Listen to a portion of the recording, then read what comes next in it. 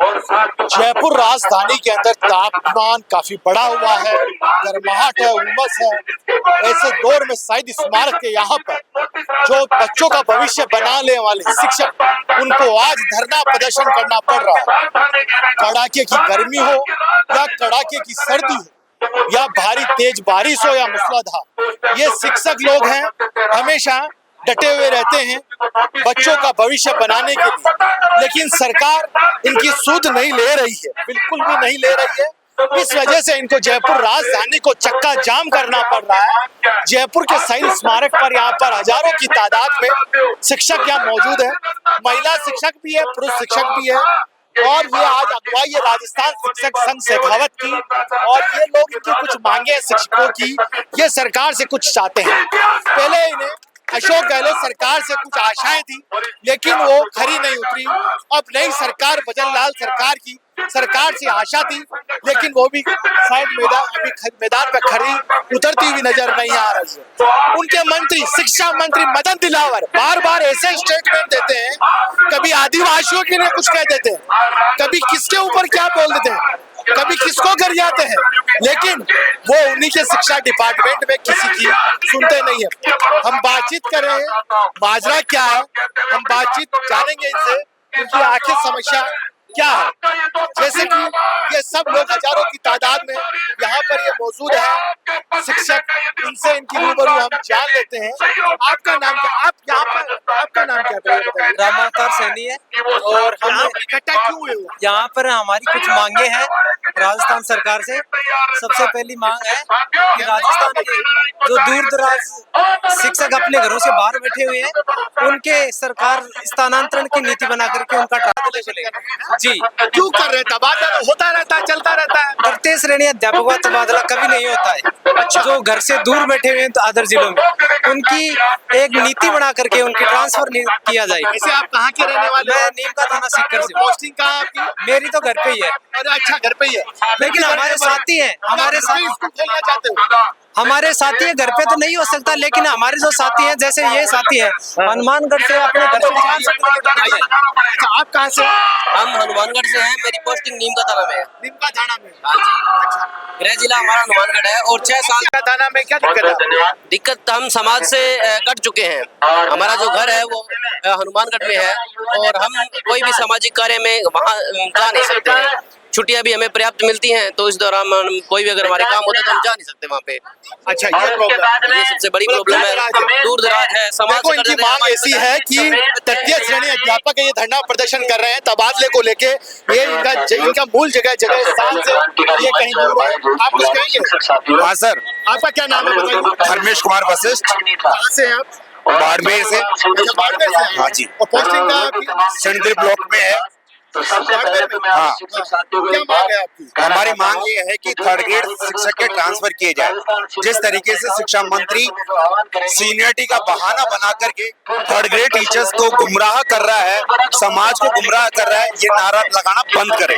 उनको जो काम दिया गया है शिक्षा विभाग के ढर्रे को सुधारना, शिक्षा के स्तर को ऊंचा उठाना, शिक्षक की मांग को वाजिब तरीके से सोल्व करना, मेन मुद्दा यही है हमारा कि थर्ड ग्रेड टीचर्स के ट्रांसफर किए जाए। अगर ये नहीं किए जाते हैं तो आगे आने वाले टाइम में इस सरकार को बहुत बड़ा खामियाजा भुगतना पड़ेगा। मदन दिलावर को कुछ भी नॉलेज नहीं है। क्या कह रहे हो? मदन दिलावर कुछ भी नॉलेज नहीं है शिक्षा विभाग की, कुछ भी नॉलेज नहीं है। क्यों बनाया गया है, मैं भी यही जानना चाहता हूँ। आप एक बात देख लिए, देखिए शिक्षा विभाग के अंदर कौन सा 1.5 साल हो गए, कौन सा काम किया है इन्होंने? सिर्फ कांग्रेस सरकार के सिर्फ नारे ही ना, मतलब कांग्रेस सरकार की खिलाफत की है। अगर उन मुद्दों को सुलझाया जाए, महात्मा गांधी स्कूल के एग्जाम करवा दिए, साल भर हो गए, उनकी पोस्टिंग नहीं करवाई गई। हाँ? महिलाओं के ऊपर अभद्र टिप्पणियां की जा रही है, मोबाइल बंद कर दो।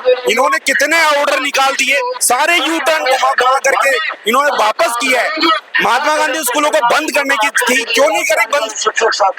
उसमें फायदा है, गरीब बच्चों को शिक्षा मिल रही है इंग्लिश मीडियम में, तभी तो बंद नहीं की। लेकिन ये गुमराह कर रहे हैं शिक्षा मंत्री महोदय, और समाज के अंदर शिक्षा का बंटाधार कर रखा है उन्होंने। तो हम भी यही करेंगे, मैडम से बातचीत करेंगे। यहाँ पर कुछ महिलाएं भी हैं, इनकी भी जानेंगे इनके जो छोटे छोटे बच्चे हैं। आपका क्या नाम है?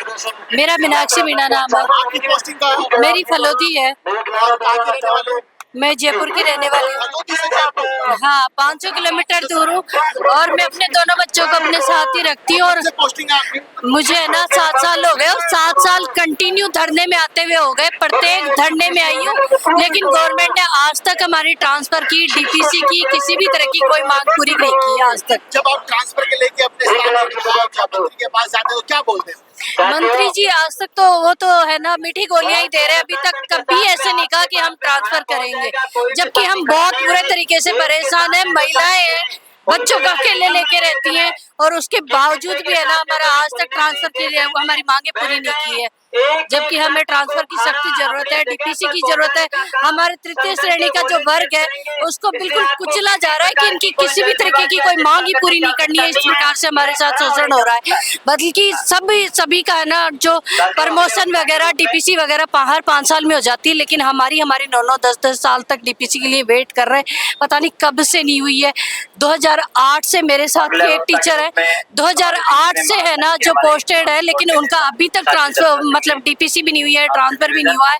तो इस प्रकार से हमारा शोषण हो रहा है, लेकिन ये हमारी कुछ भी नहीं सुन रहे। आपका क्या कहना है? आपका नाम बताइए पहले तो। बबीता बेनीवाल, आप कहाँ से हैं? नागौर से। और पोस्टिंग का है? नागौर। तो फिर भी धरना प्रदर्शन करने क्या घर पे स्कूल खोले? नहीं, हम इसलिए हम ये कह रहे हैं जो शिक्षा नीति है वो हमें सही नहीं लग रही है। और ये प्रमोशन है, कई कर्मचारी तो रिटायर हो गए लेकिन थर्ड ग्रेड कर्मचारी उनका प्रमोशन ही नहीं हुआ। थर्ड ग्रेड में 2 साल की सर्विस में 2 बार प्रमोशन ले चुके हैं। हाँ, 2 बार रोते थे। तो हम 2005 से हैं, फिर भी प्रमोशन नहीं हुआ है। डीपीसी यूनिवर्सिटी आप अधिकारियों के पास आते हो, अधिकारियों के पास, मंत्री के पास, शिक्षा मंत्री के पास क्या कहा? हम तो नहीं गए, शिक्षक संघ ही जाता है।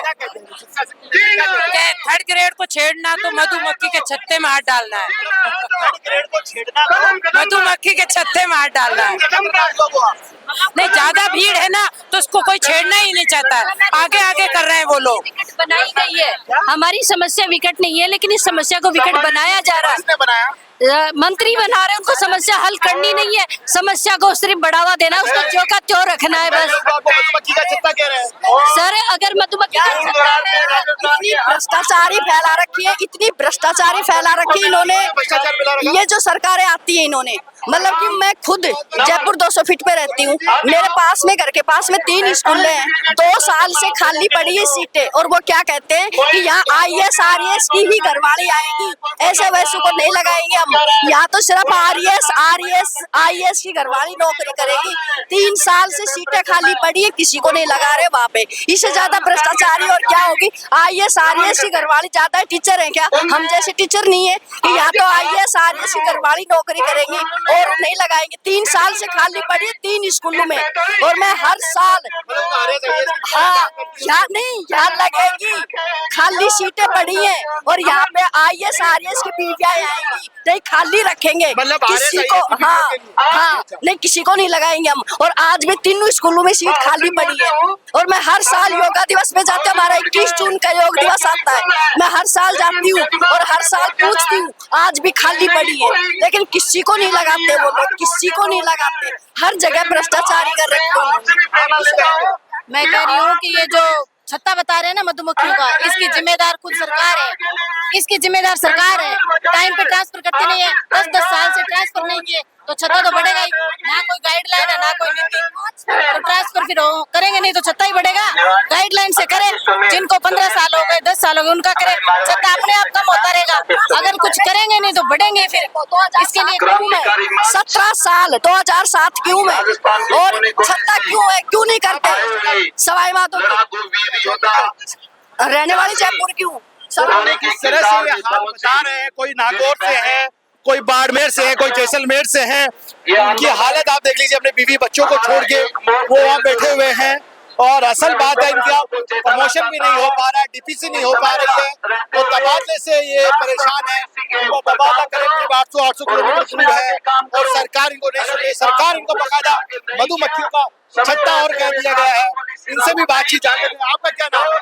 सविता गुप्ता। सविता कुकना, गंगानगर जिले से आई हूँ और सरकार को 11 सूत्री मांगों के लिए सारे जिलों से राजस्थान के महिलाएं आए हैं।